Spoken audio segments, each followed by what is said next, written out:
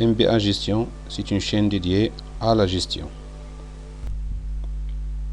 Bonjour, la séance d'aujourd'hui sera consacrée à l'étude de la gestion de projet. On va traiter de points essentiels, à savoir le diagramme de Gantt et la méthode MPM. Dans cette vidéo, on va traiter seulement le diagramme de Gantt. Alors, qu'est-ce qu'un diagramme de Gantt? À quoi sert-elle? Et comment on peut le construire? Qu'est-ce qu'un diagramme de Gantt? Le diagramme de Gantt est un diagramme inventé par l'auteur Henry Gantt en 1910. Il s'agit de quoi alors? C'est un outil qui facilite la planification en représentant les tâches d'un projet par des barres horizontales sur un graphique.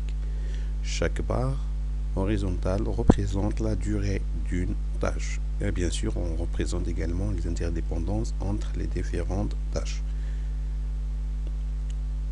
En d'autres termes, c'est un diagramme qui facilite l'organisation, la planification et le suivi des tâches sous forme d'une visualisation graphique. Alors, illustration.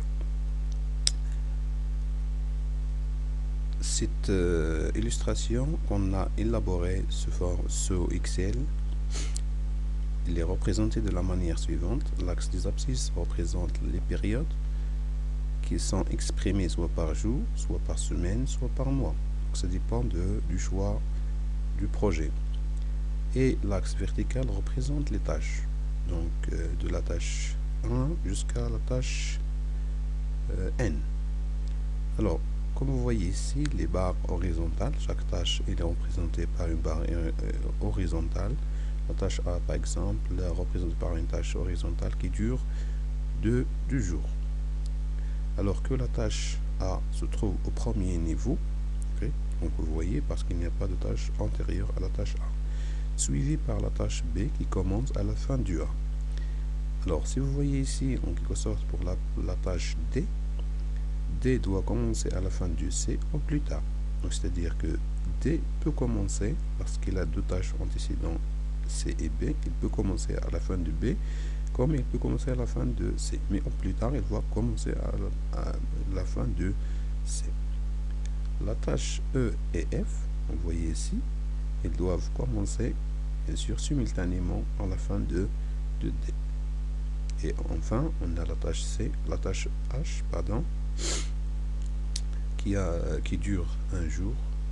Et si on calcule la durée totale du début de la tâche A jusqu'à la fin de la tâche H, on a 14 jours. Ce 14 jours-là, c'est le chemin critique, c'est-à-dire la durée totale que le projet peut prendre pour sa réalisation.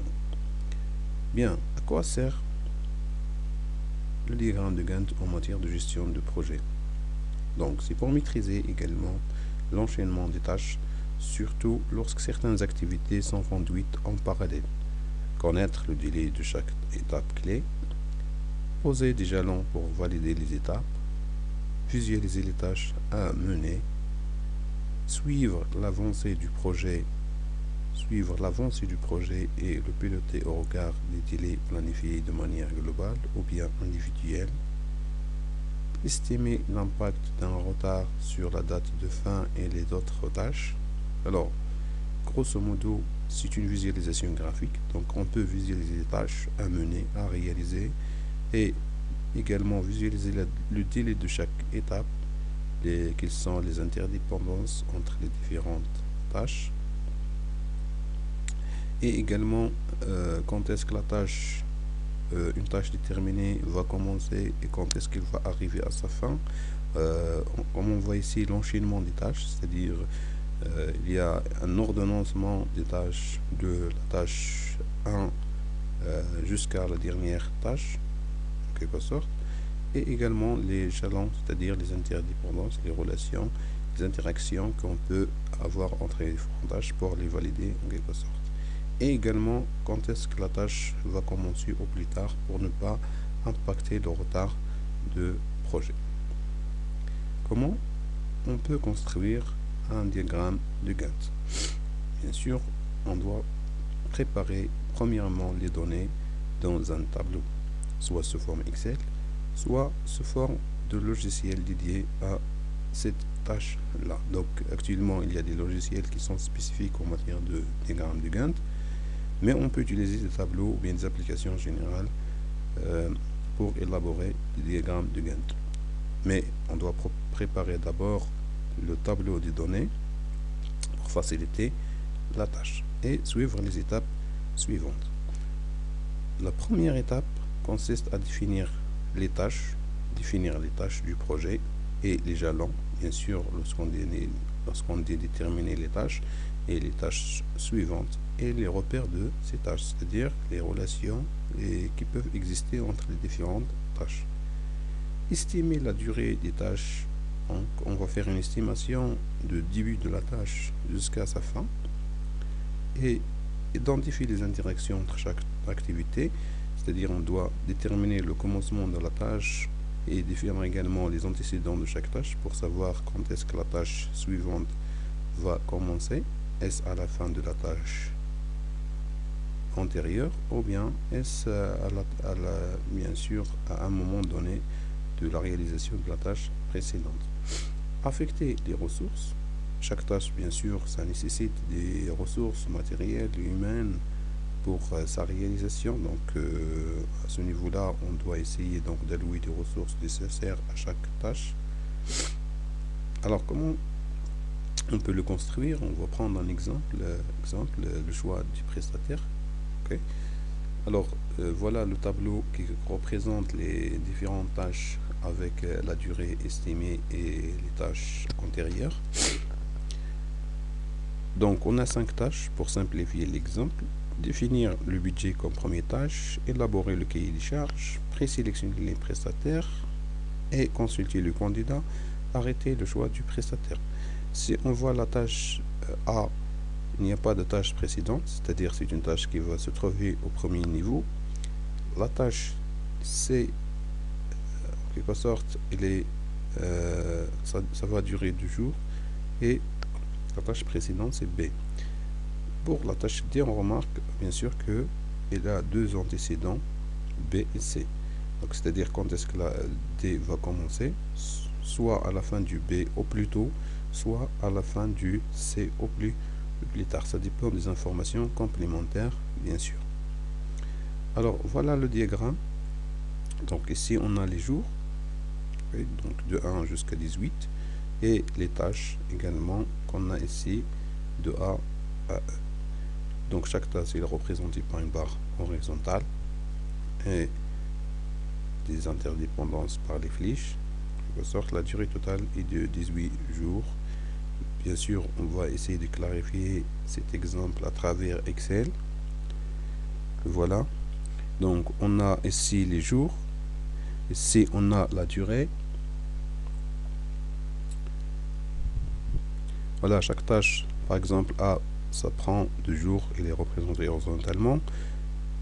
On a estimé la durée à 2 jours. La tâche B, on a estimé à 5 jours, donc on trace 5 jours ici. Puis on peut les valider de cette manière. Voilà. Ces flèches, ça représente les antécédents, c'est-à-dire là, donc si on prend la tâche D, il a 2 antécédents, à savoir C et D.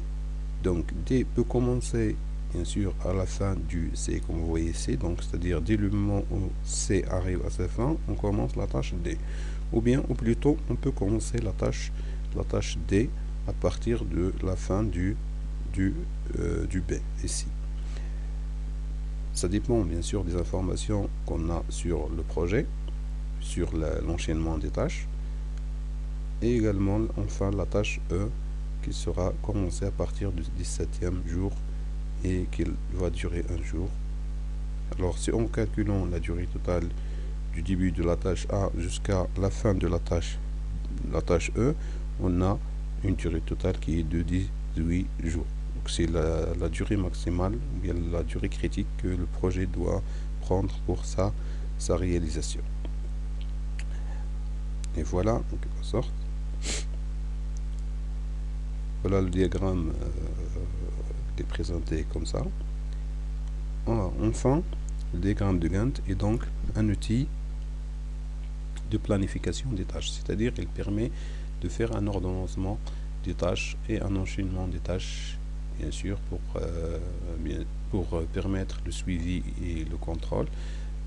Donc il s'agit d'un outil de gestion de projet, c'est-à-dire qu'il permet de piloter le projet, de contrôler, de suivre sa réalisation à travers cet outil qui est le diagramme de Gantt. Alors la séance prochaine sera consacrée à la méthode MPM et merci.